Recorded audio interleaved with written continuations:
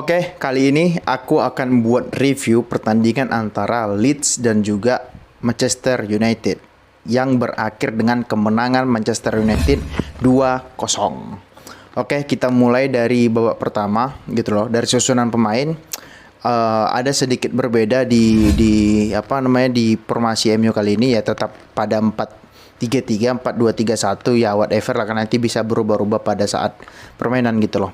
Namun komposisi pemain, Sabitzer diturunkan sejak awal karena Casemiro dan juga Eriksen tidak bisa bermain. Yang satu karena akumulasi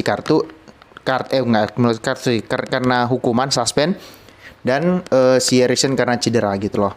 Dan di sayap kanan Anthony kan cedera, jadi yang ganti ini tuh adalah Sancho gitu loh.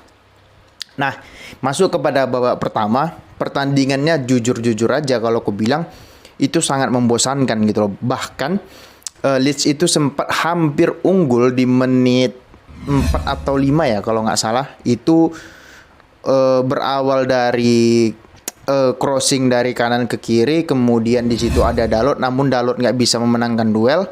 Dioper ke tengah, De Gea tepis pakai kaki, dan juga ada pemain Leeds itu hampir gol, tapi sayang tendangannya itu melambung gitu loh. Dan itu ya aku sebagai fans MU ya bersyukur bahwasanya tendangan itu nembak burung gitu loh, dan itu hampir gol gitu loh. By the way, De Gea mainnya tadi malam keren. Mungkin kalau nggak ada De Gea mungkin MU itu kalah, mungkin udah 4-2 atau 3-2 ya. Aku nggak heran kalau skornya segitu gitu loh.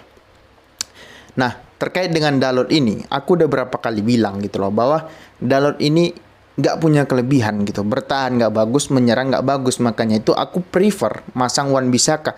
Walaupun memang dia menyerangnya nggak bagus, setidaknya dia punya kelebihan satu, apa itu, dalam hal pertahanan. Ya bisa terlihat pada saat Wan-Bissaka masuk, at least pertahanan MU itu lebih bagus di sisi kanan. Siapa sih yang Nggoto, siapa sih namanya itu, pemain yang kecil itu nggak bisa ngelewatin Wan-Bissaka gitu loh. Artinya ya pada saat Dalot masuk, pada saat Dalot masih bermain, dia sering dilewatin, dia passingnya selalu ke belakang. Setidaknya Wan-Bissaka masih berani mengambil passing-passing beresiko, walaupun memang ya passing Wan-Bissaka ya apa ya namanya, biasa aja gitu. Cuman at least seperti yang gue bilang, Wan-Bissaka itu ya lebih baik lah dari Dalot gitu loh. Masih ada kelebihannya. Walaupun memang Dalot tadi malam itu sempat hampir mencetak gol ya, namun kena tiang. Itu sempat gol itu keren, seperti golnya Leicester City lawan lawan Spurs. Namun bedanya yang Leicester gol, yang MU nggak gol gitu loh. Itu keren walaupun mengenai Mister Gawang gitu loh. Nah, kita lanjut kepada permainannya gitu loh. Babak pertama jujur aja itu sangat membosankan. Aku mungkin mau matiin TV agar nggak nonton. Cuman aku melihat oke, masih babak pertama gitu loh.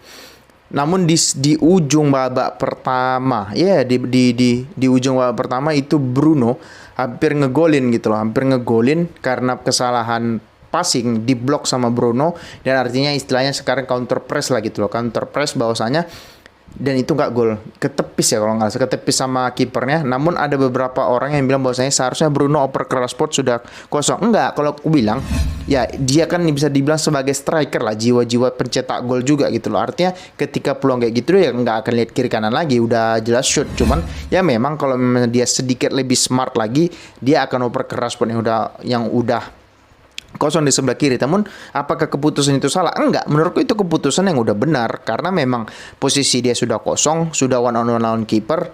Ya itu masalah finishing lagi gitu, masalah efektivitas. Dan menurutku ya keputusan yang diambil Bruno itu tepat. Namun akankah lebih tepat lagi ketika dioper ke Rashford gitu loh. Ya itu bisa ditolerir lah, bukan kesalahan sih, bisa ditolerir lah keputusannya gitu loh. Walaupun memang ya seperti yang aku bilang tadi gitu loh. Dan babak pertama berakhir 0-0 gitu.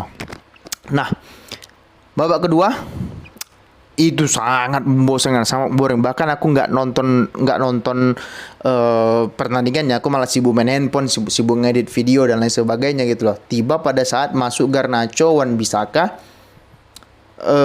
dan Lisandro Martinez, permainan lebih hidup. Artinya bahwasanya ada yang bisa ngalirin bola. Ya sebelumnya kan ya ini cukup menarik dari permainan Ten Hag tadi malam, strategi Ten Hag. Artinya dia memasang Malaysia di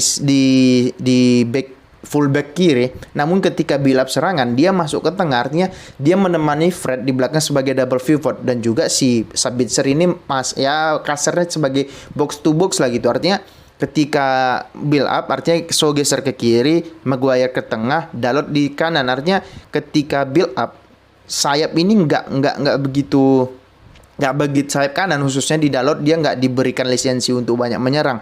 Namun hanya diberikan lisensi untuk menjadi 3 back di belakang Wan-Bissaka, Dalot, Maguire dan juga si Shaw gitu loh. Artinya si Malaysia ke tengah jadi pivot nemenin si Fred ataupun Sabitzer lah gitu kasarnya.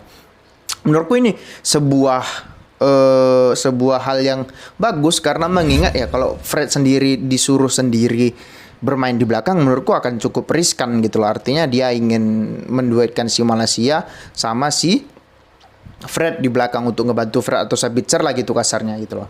Nah, masuk ke babak kedua. Setelah masuknya Wan-Bissaka, Lisandro Martinez dan juga Garnacho, mereka kembali bermain 4 back seperti MU pada umumnya lah. Wan-Bissaka di kanan, Maguire, Lisandro Martinez, baru Shaw di fullback kiri dan itu lebih hidup daripada Malaysia.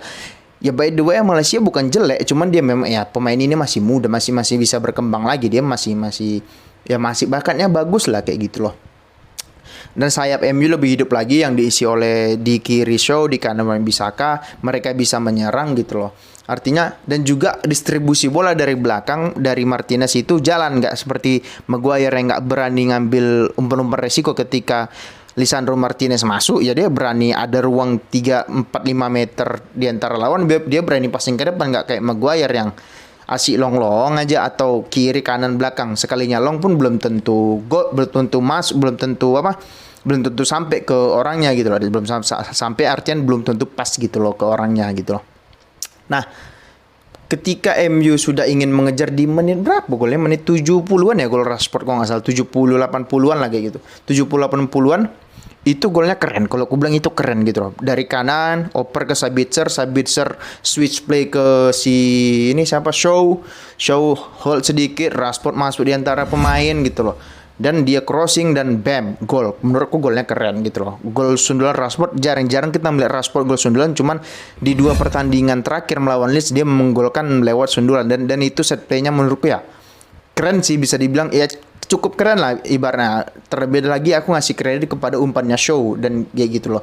Dan artinya kipernya nggak bisa gerak. Ya kalau kata penjaga gawang memang yang paling sulit di tepis itu ya sundulan karena nggak tahu arahnya kemana gitu loh, kepalanya kemana, bolanya kemana, dan itu golnya keren. Kembali lagi kalau aku bilang golnya keren gitu loh. Oke, di tengah-tengah itu MU tetap menguasai permainan, bla bla bla bla bla bla bla bla.